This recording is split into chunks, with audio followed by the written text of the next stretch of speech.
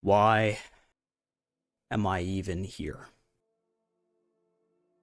The question that surfaces only when the ice is about to break, when hypothermia seizes my veins, and I freeze over in a rage.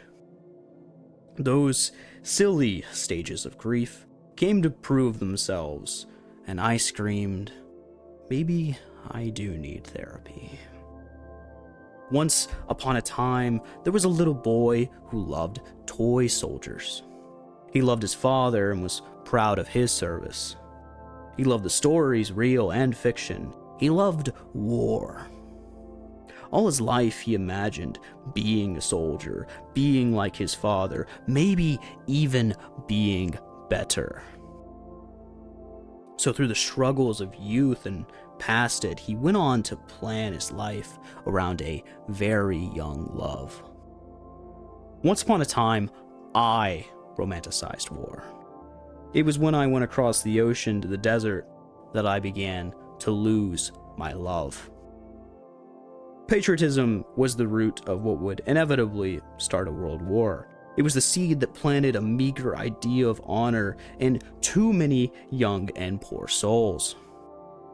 I think there's some honor in loving an idea of making something try to be as good as it is in mind or concept, but I've no love of war.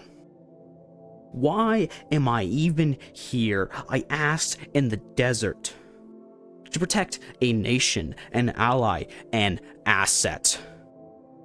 One that was revealed to me to treat people of an ethnicity like dirt. They tore up Filipino passports and forced them into indentured servitude. I heard rumors they'd even crash into poorer cars just for a chance to ruin their life, to kill or economically ruin them. And even though they were just rumors, there's always truth in that hate. I am old enough to understand that we sometimes protect evil to prevent greater evil, but I can't love that mentality. Strategically and far above me, there were decisions made out of greed, personal gain, maybe the betterment of a nation. But down below the hierarchy, I couldn't love them. There's a beauty in the innocence of not knowing, of a childish love, and that child in all his future died in the sandy home he made for 6 round months. Away from family, from the holidays, and all he had ever known, but especially away from ignorance. It was here that he first read Oyasumi a story that mirrors shonen in a very seinen way, a coming-of-age story for realists that's almost too real to be read. It depicts the spiral of childhood into adulthood and all the complexity and impossibility of that growth. Inevitably, no matter how much we fuck up, there's not an end to our struggle. It teaches that life goes on, no matter what happens. And that's honestly more terrifying than any conclusion. When the audience questions how can things go back to normal, the most shocking answer is that normal comes back easily. In spite of everything. It lets its audience, as much as its characters, live with their suffering, the knowledge of a fucked world and all its vices, and it expects them to live the same regardless of what they know. I don't fully grasp why Oyasumi was so impactful to me, but I think it has something to do with Writing on Games' magnificent essay on how difficult games can help with difficult times. At a lowest point in my life, I found that Oyasumi captured what I felt in a way no other medium could. This strange, grotesque, and frankly evil manga fully embodied what nothing else could put into words. Difficult games help familiarize difficult times in a safe space. Or so Writing on Games claims, or at least that's my interpretation. Oyasumi Poon Poon familiarized the feeling of becoming an adult that had to live with their own life, and all its vices, and merely, simply, difficultly live with themselves normally. I don't think that feelings can be grasped with words, because feelings, emotional intelligence, surpasses explanation. Because, also, FYI, I'm doing this for me, first and foremost. The issue is that wasn't the lowest point in that boy's life. Why am I even here? I'm not going to lie, I don't know. But I plan on sticking around wherever that ends up being. And I think it's just me and the people who care now. So I hope you're ready to cry and deal with the billion disclaimers I'm going to have.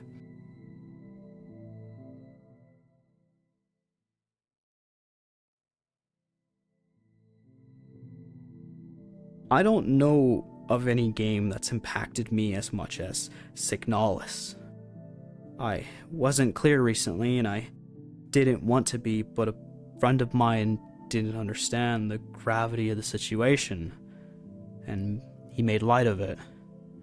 It wasn't his fault, and I'm sorry for yelling at you.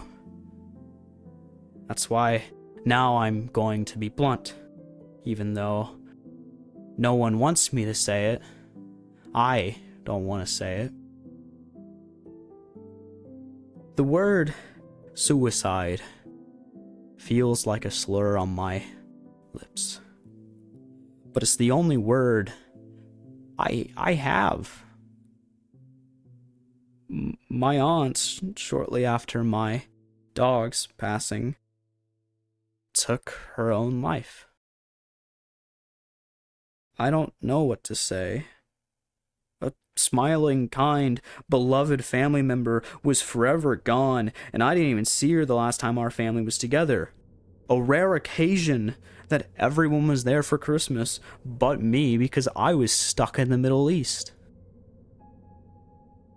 And I've never been good about keeping in touch, reaching out, even to those closest to me. I'm known for going dark, disappearing for 6 months at a time. It's what's easiest for me. I carry a lot of regrets, especially now that I can't see so many people again. I was raised Christian, still am, have my problems with the church, but I have so many questions that are just impossible for me. I think Zell summarized them well. Maybe not my video, but the game itself. And I don't really want to talk about all that. I won't. I used to not understand why people put such weight on words, how words could fester such wounds.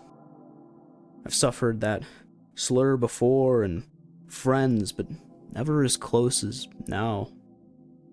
Now I hear leukemia and think of Logan.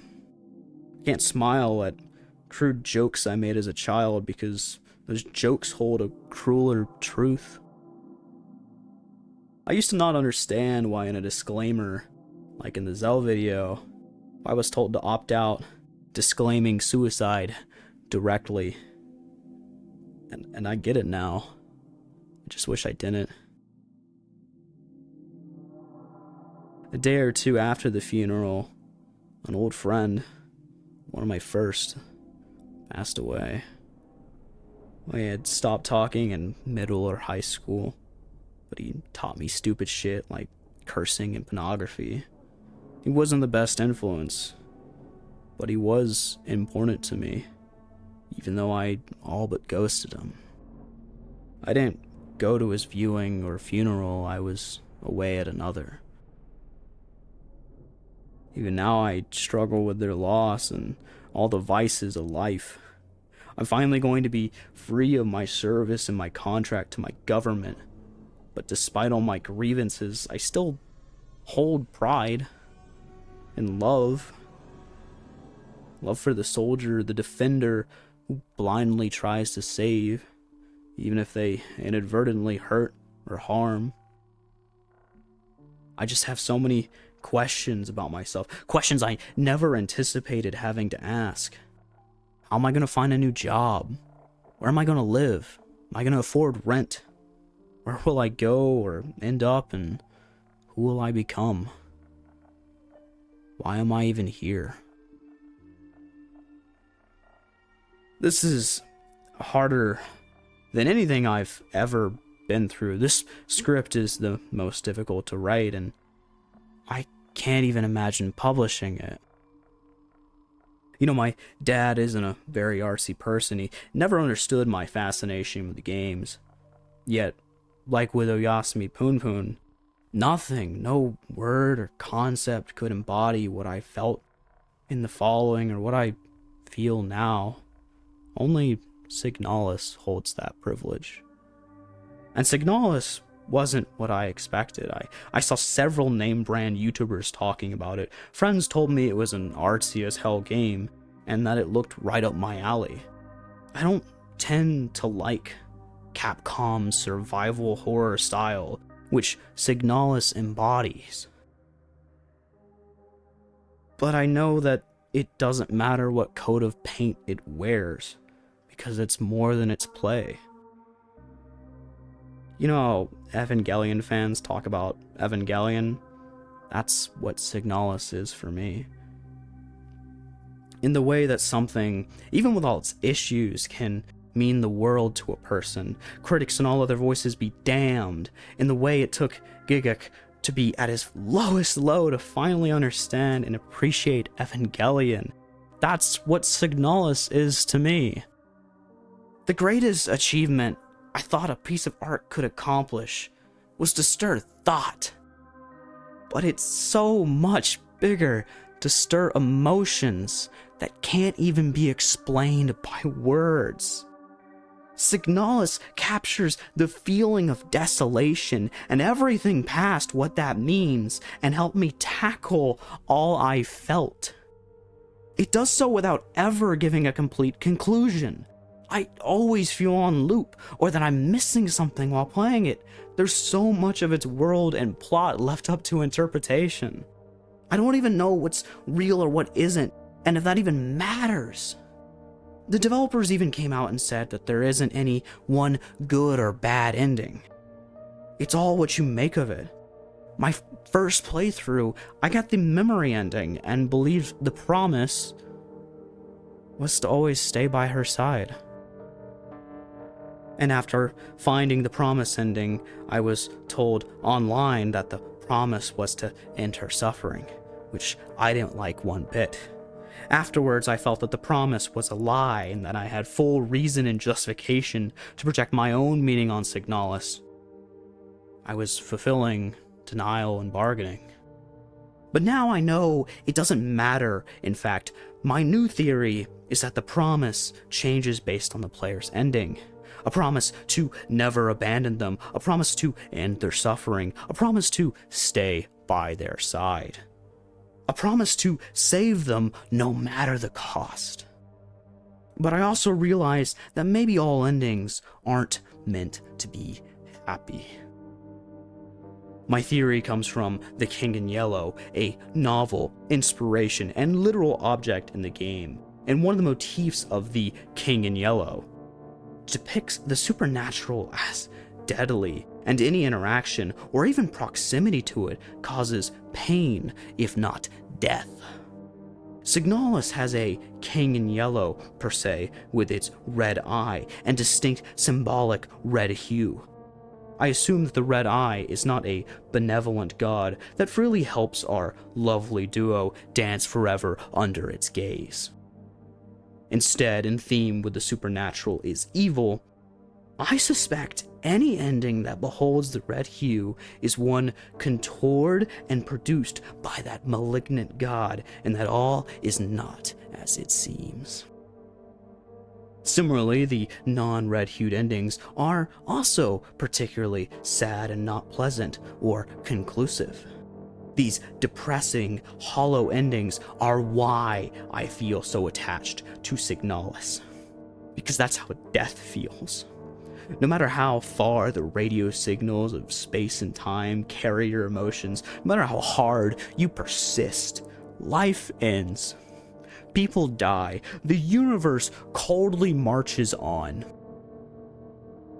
I empathize with Signalis because that feeling of desolation, the state of a place that is empty or where everything has been destroyed, that is the closest work, definition, and concept to what Signalis and I share.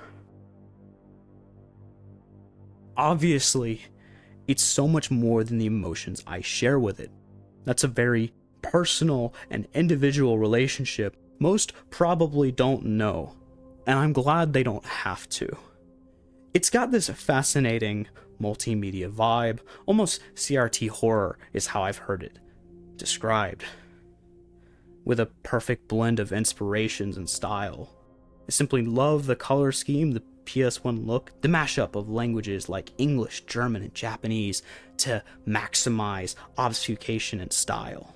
It's gorgeous. It's a perfect work of ideas, thoughts, and loves made to have its meaning present, but also open to anyone's input. I think Signalis recontextualized how I think art should be.